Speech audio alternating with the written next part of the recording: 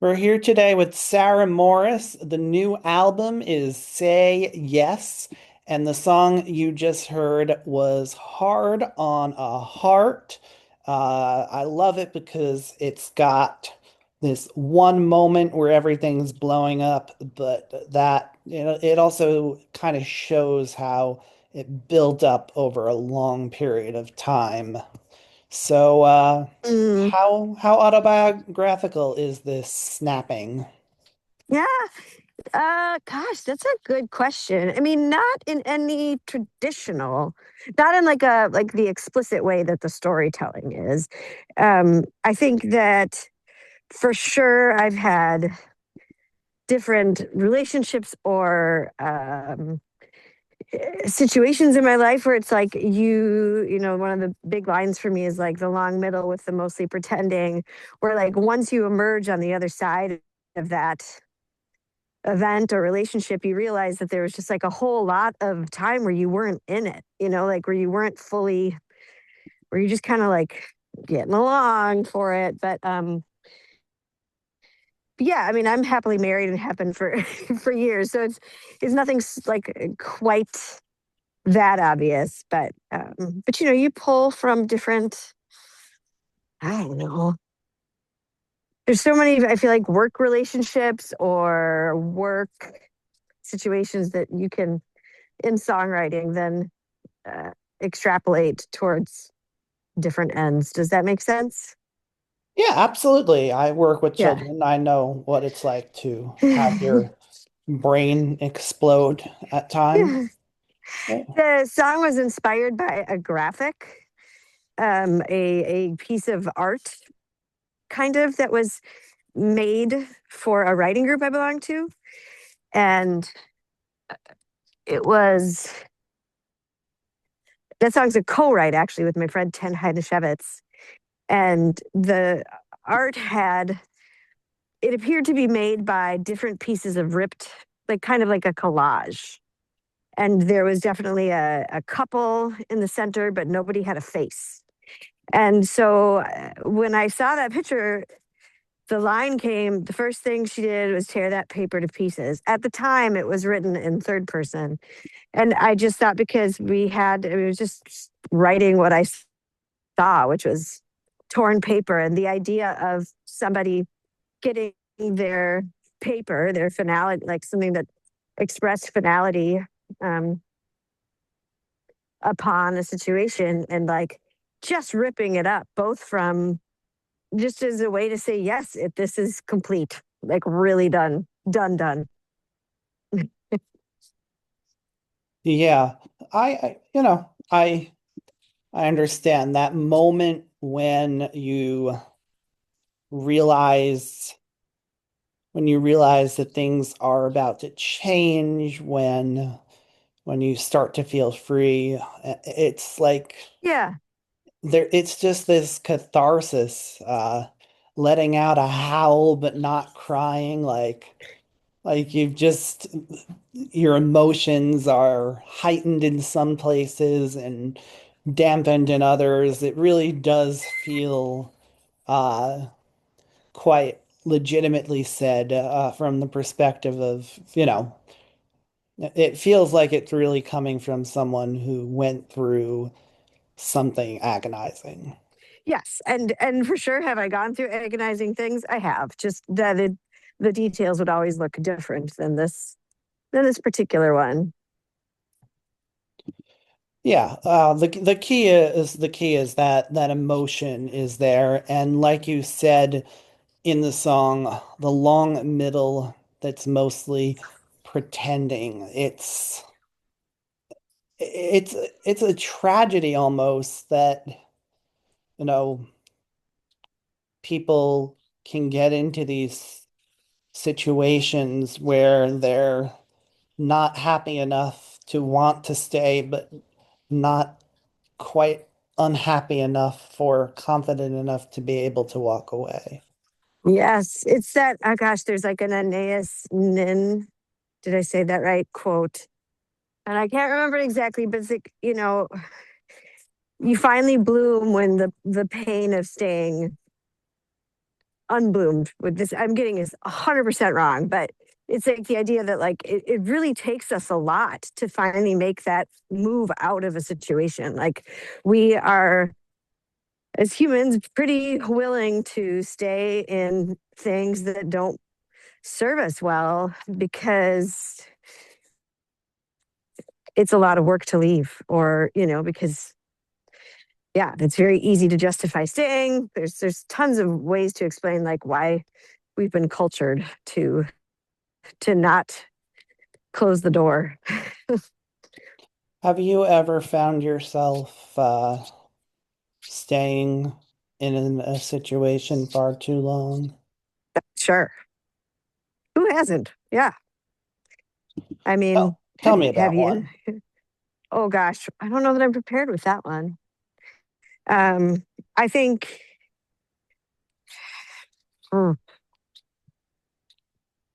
I mean, just in a very like benign sense, I, was a teacher, a substitute teacher for a while. It was just not. It was a horrible fit for me, but I kept wanting it to work because I always thought I would be a. I thought I would be a teacher. I thought it would be a kind of life that like I would enjoy, and that subbing was a way in, and it was definitely something I stayed at far longer than I ought to have, serving nobody, including the children. um, yeah, I Yeah, feel I like was that. gonna say I've seen that. You see when someone is you know, at the end of their rope, and it's just you that it's so obvious to people on the outside, but I genuinely don't think it's obvious Yeah, to the people on the inside. yeah, and there have been friendships or like boyfriends in college. I mean, of course, like I think it's so human to. It's much more convenient to stay too, right? On a practical sense, a lot of times, like people sometimes just stay because it's convenient. To, well, this is already happening, so might as well just keep happening. Yeah, Well, but making the shift so is a good thing sometimes. yeah, I appreciate the way you say in the song, even after that explosion of emotion, that you still miss a little bit about it, right? The feeling Yeah. of his hands on your shoulders. It's not even the more satisfying goodbyes don't come without some kind of lingering doubt. Yes, and I think with this song when we were writing it, when I was like picturing this moment, I thought about how it would feel to have, like you said, that full catharsis of a moment. And in the back of your mind, like, okay, this feeling of like, I'm free, this won't necessarily last. There will be more complex follow up.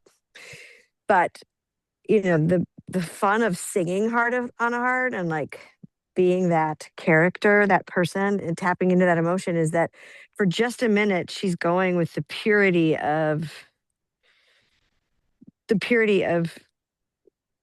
getting out of it. Like I think there's something really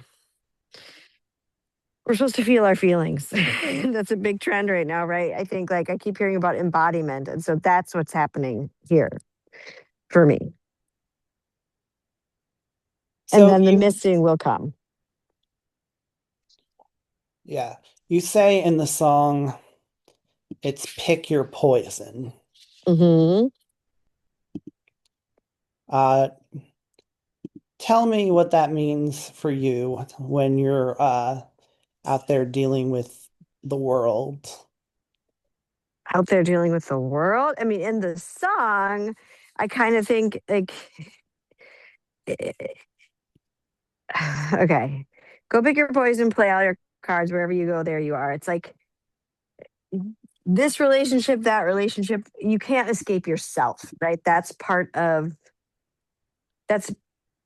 the thing you will have to face even when you depart this situation is that you're still going to be the thing that you're bringing with you to the next situation. And so I think that's like part of where that line comes from. Um, yeah, the acceptance. I don't, I like specificity in lyric quite a lot. And that one was an area where I think we were allowing for there to be a little bit more haze so that people could insert what that means to them. You know, I think my poison for myself is like control, like trying to control many details of a situation, too many details of a situation.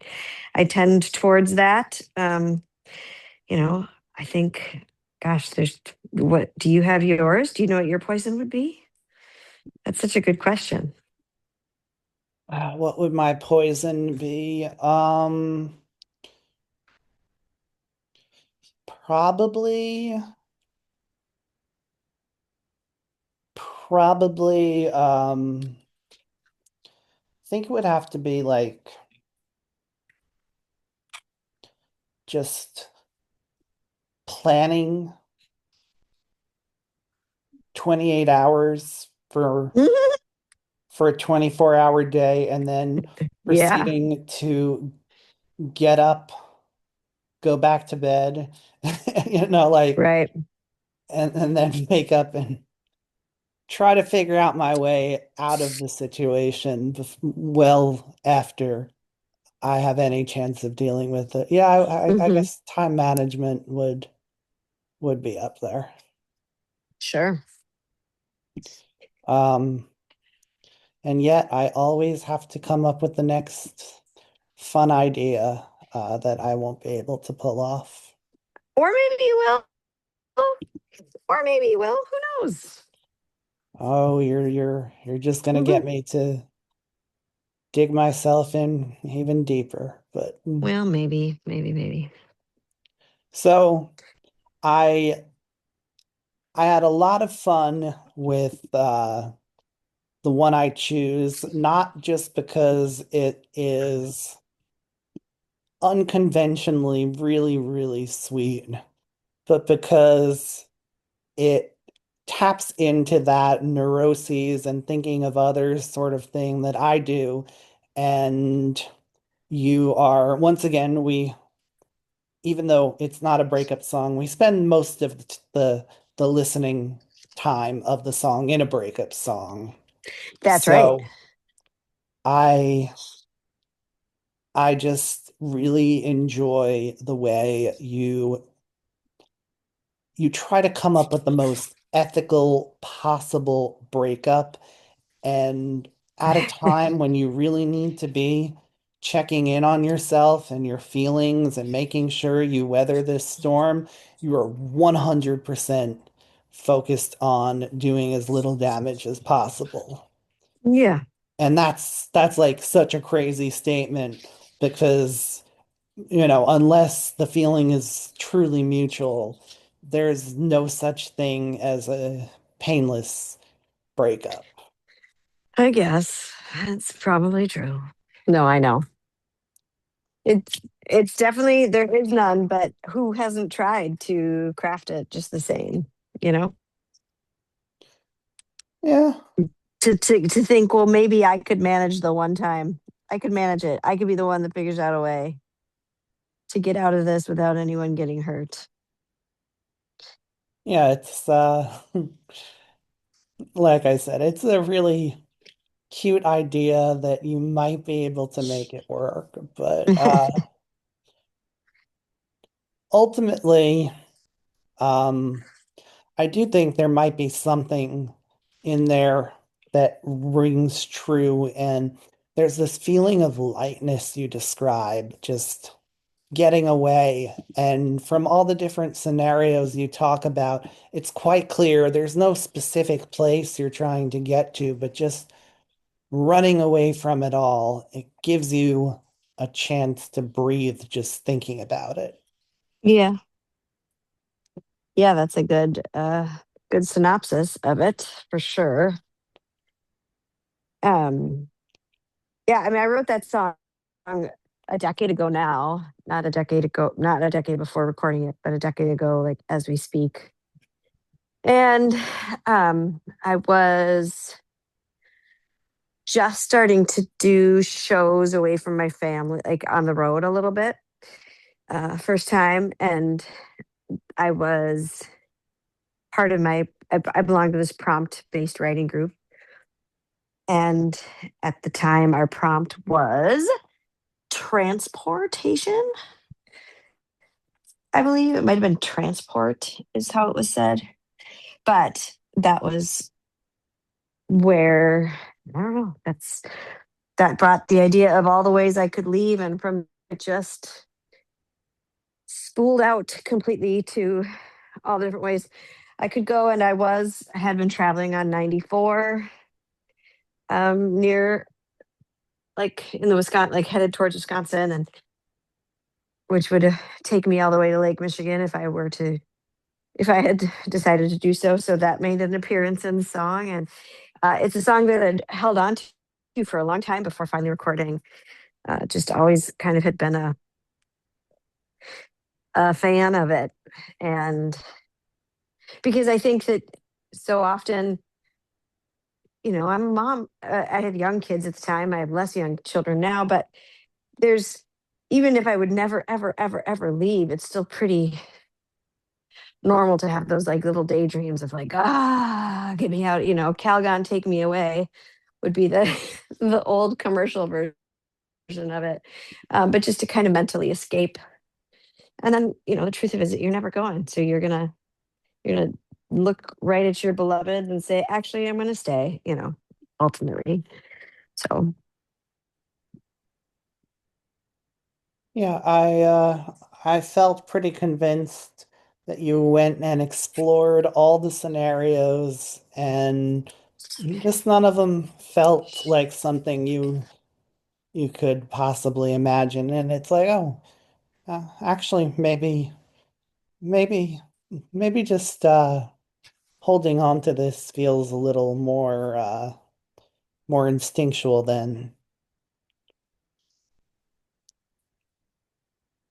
So, yeah.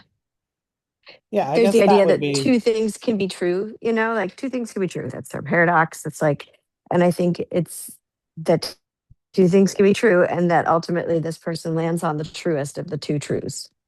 Leaving could be true, staying could be true, but ultimately staying is the truest.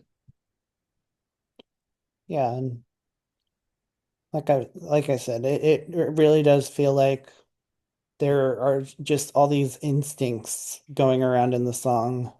Can I leave? I don't want to hurt someone, and then you just settle on one that produces the least anxiety Yeah. when you face it. Mm, yeah. So you got all that just from the word transit. And quite a Uh-huh. mind. Oh, Uh, well, do you think thanks. when you're thinking out those scenarios, that those stay, run away type of scenarios, do you think Hmm. that's like a relationship strengthener or Mm, weakener to like imagine running away? mm, mm. Uh, uh, I mean, that's a great question, and it's probably different for everyone. I think that there's a healthy strengthening quality to, I don't know, to like acknowledging the complexity of your own personhood and how that is in relation to your partner or more than partner, if it's like your family. I think there is, everyone's inclined towards different things, right? And I think if you're admitting the truth of what you're feeling in that moment, and then you're adding that, like, and even with this truth of, I thought these thoughts or whatever, yeah, I think I don't know.